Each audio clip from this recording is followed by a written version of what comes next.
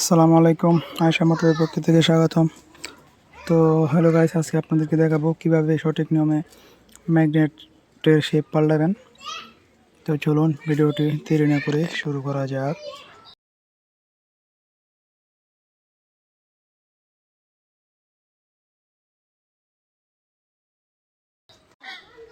আবারও চলে আসলাম ইন্টুর পর।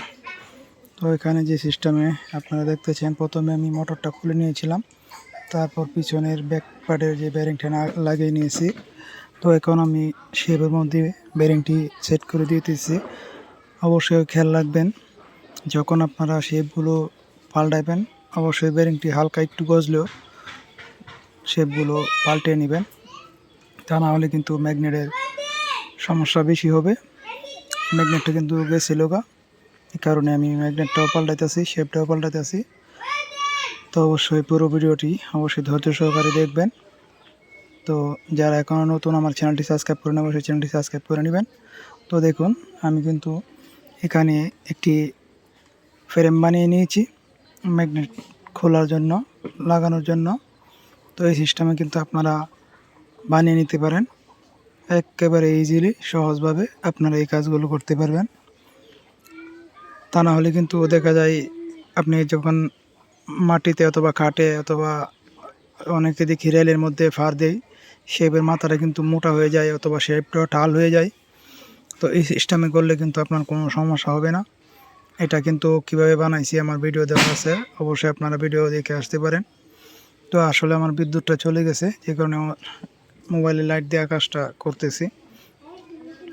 তো এটা কিন্তু দেখুন, নিচে চোখ দেওয়া যখন চাপ দিচ্ছে অটোমেটিকলি আস্তে আস্তে উঠে যেতেছে। আর এখানে আমি একটি মাপ কাটিয়ে নিয়েছি।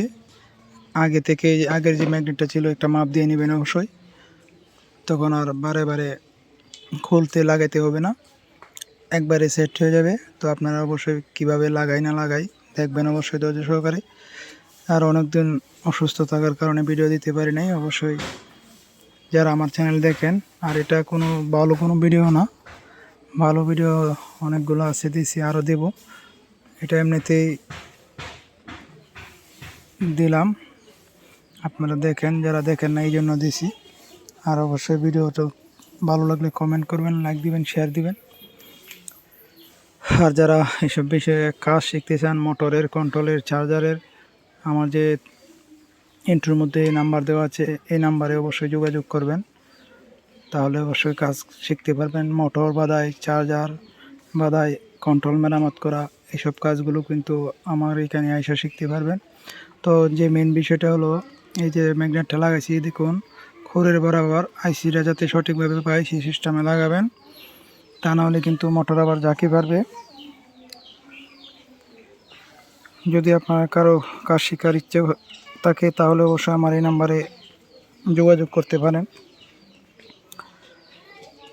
আর কে কোথা থেকে দেখছেন অবশ্যই ভিডিওতে একটি কমেন্ট করেন, আর একটি ভিডিওতে লাইক দিবেন। অনেকদিন পর যেহেতু ভিডিওটা ছাড়ছি, অবশ্যই ভিডিওটি একটি লাইক দিয়ে উৎসাহ করে দিবেন। ভালো থাকবেন, সুস্থ থাকবেন, আল্লাহ হাফেজ।